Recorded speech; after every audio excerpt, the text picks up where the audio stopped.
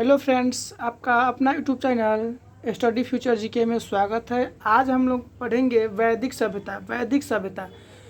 सिंधु सभ्यता के पतन के बाद जो नवीनतम सभ्यता प्रकाश में आई उसे हम वैदिक सभ्यता के नाम से जानते हैं। वैदिक सभ्यता को हम आर्य सभ्यता के नाम से भी जानते हैं। ऋग्वेद में आर्य शब्द का प्रयोग 3 बार हुआ है।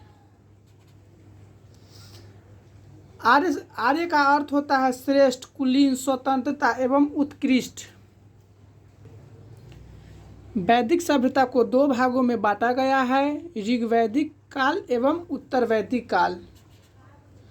ऋग्वैदिक काल का समय निर्धारित किया गया है 1500 ईसा पूर्व से लेकर 1000 ईसा पूर्व। तो वहीं उत्तर वैदिक काल का समय निर्धारण किया गया है 1000 ईसा पूर्व से लेकर 600 ईसा पूर्व। वेद का अर्थ होता है जानना एवं ज्ञान।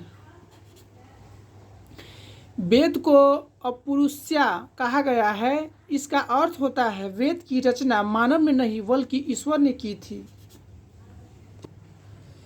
वेद को हम स्तुति एवं साहित्य के नाम से भी जानते हैं। वेद का संकलित करने का श्रेय महर्षि वेद व्यास को जाता है। वेद 4 हो गए। वेद जो हो गए 4 हो गए, ऋग्वेद, यजुर्वेद, सामवेद, अथर्ववेद। तो वहीं सबसे पहले हम लोग बात करेंगे ऋग्वेद। ऋग्वेद के बारे में हम लोग जानेंगे। ऋग्वेद में आर्य के संस्कृति के विषय में हमें जानकारी मिलती है। ऋग्वेद में विभिन्न देवताओं एवं स्तुति में गाए गए मंत्रों का संग्रह मिलता है। ऋग्वेद में 10 मंडल 228 संयुक्त या सूत्र है। ऋग्वेद में दूसरे से 7वें मंडल को सबसे प्राचीन मंडल कहा गया है। इसे हम वंश मंडल के नाम से भी जानते हैं।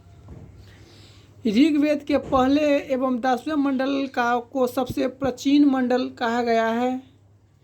ऋग्वेद में 3रे मंडल से गायत्री मंत्र के विषय में जानकारी मिलती है। यह मंत्र सावित्री को समर्पित, इसे हम साविता के नाम से भी जानते हैं।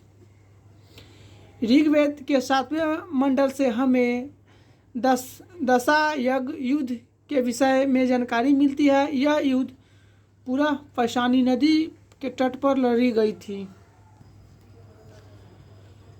ऋग्वेद के 9वें मंडल से हमें सोम के विषय में जानकारी मिलती है। यह एक प्रकार का सूरा था। ऋग्वेद के 10वें मंडल के पुरुष सूक्त को हमें 4 वर्णों के विषय में जानकारी मिलती है। एग्जाम्पल के लिए होगा ब्राह्मण, क्षत्रिय, वैश्य एवं शूद्र। ऋग्वेद में सबसे अधिक बार उल्लेख सिंधु नदी के किया गया है। ऋग्वेद में गंगा का उल्लेख 1 बार किया गया है। यमुना का उल्लेख 3 बार किया गया है।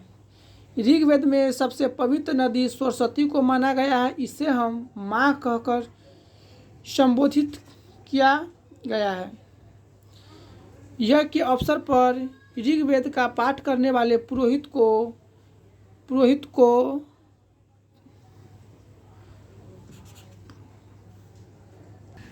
ऋग्वेद के बाद हम लोग जानेंगे यजुर्वेद। ऋग्वेद के बाद यजुर्वेद का स्थान आता है। यजुर्वेद को हम कर्म कांड से संबोधित वेद है। यजुर्वेद से यज्ञ संबंधित विधि विधानों के बारे में जानकारी मिलती है। यजुर्वेद की रचना गाद एवं पद से की गई है। यज्ञ के अवसर पर पाठ करने वाले पुरोहित को अर्धव्यू कहते हैं।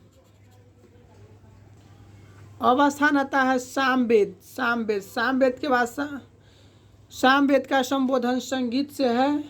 यह के अवसर पर सामवेद के पाठ करने वाले पुरोहित को उद्गाता कहा गया है। अब हम लोग बात करेंगे अथर्ववेद। सामवेद के बाद अथर्ववेद का स्थान आता है। अथर्ववेद का संबंध जादू, टोना, भूत प्रेत, चिकित्सक इत्यादि से है। यह के अवसर पर अथर्ववेद के पाठ करने वाले पुरोहित को ब्रह्मा कहा जाता था, जिसका काम यज्ञ का निरीक्षण करना होता था। गोत्र शब्द का सर्वप्रथम उल्लेख अथर्ववेद में हुआ है। त्रिय के अंतर्गत 3 वेद को शामिल किया गया है, ऋग्वेद, यजुर्वेद और सामवेद। थैंक यू दोस्तों, चैनल को लाइक, सब्सक्राइब और शेयर करते रहें।